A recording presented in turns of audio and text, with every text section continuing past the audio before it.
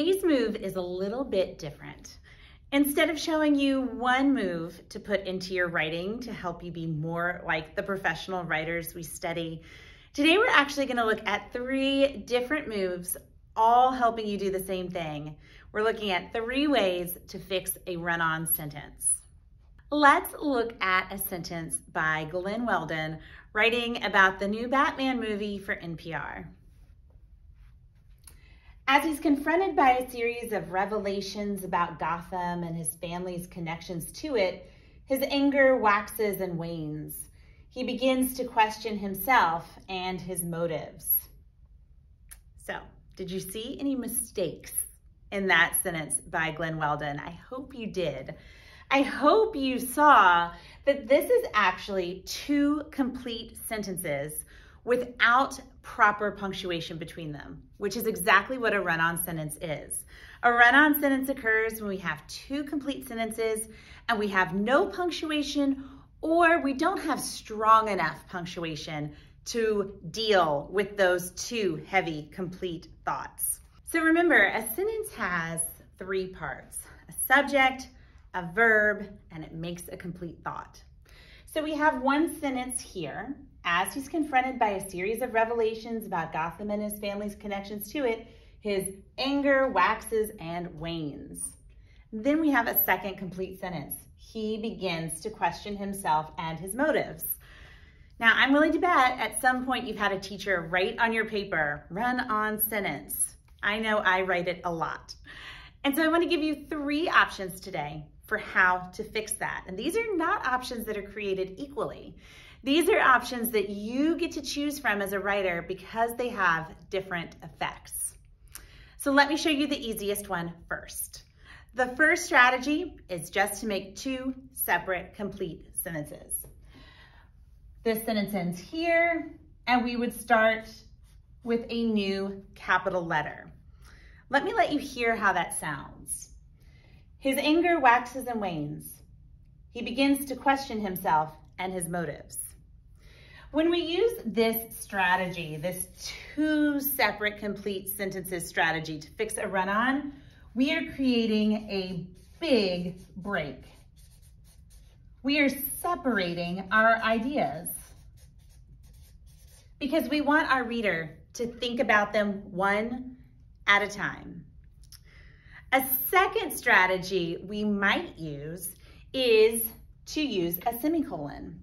And actually, this is what Glenn Weldon chose when he originally wrote this piece. So here, between the 2 complete thoughts, we could insert a semicolon. What the semicolon does is a little bit different. It's kind of cool. The semicolon says, these are separate, but think about them at the same time. It's showing a connection to the reader between these 2 ideas. So they're separate ideas, but think about them together. They have a connection, and that semicolon is making the link for the reader. So the reader knows, okay, I need to hold these 2 things in my head at the same time. The third option is to make a compound sentence. And we would do that between the 2 sentences by adding a comma and a conjunction. Do you remember your conjunctions? For, or, nor, but, and, yet, and so. Now, we might not want to do that in this sentence because we've already got an introductory phrase up here. It would get kind of long. But when we use a conjunction, what we're doing is we're establishing a relationship between ideas. For example, when we use and, we're saying these 2 things are equal. His anger waxes and wanes, and he begins to question himself and his motives. If we used the word but, we would be showing contrast between these 2 ideas. His anger waxes and wanes, but he begins to question himself. That has a really different meaning, doesn't it? For example, if we used so, we would be establishing a kind of cause and effect relationship.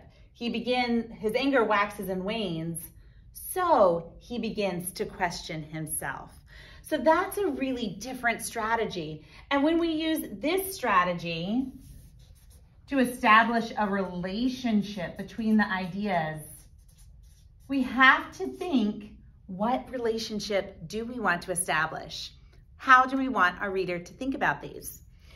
Now, as a writer, when you're choosing how you want to fix a run-on sentence, whether it's period, new sentence, semicolon, or comma and conjunction, you want to make that decision by thinking about the reader. How do you want the reader to understand these two ideas? How do you want the reader to think about these ideas? How do you want the reader to hold these ideas in their head? Do you want them to hold them totally separately? Do you want to establish kind of a loose connection with that semicolon? Do you really want to show a deep relationship between the ideas with a comma and then choosing the appropriate conjunction? Thanks so much for watching. Please like and subscribe so that you don't miss any mini moves for writing.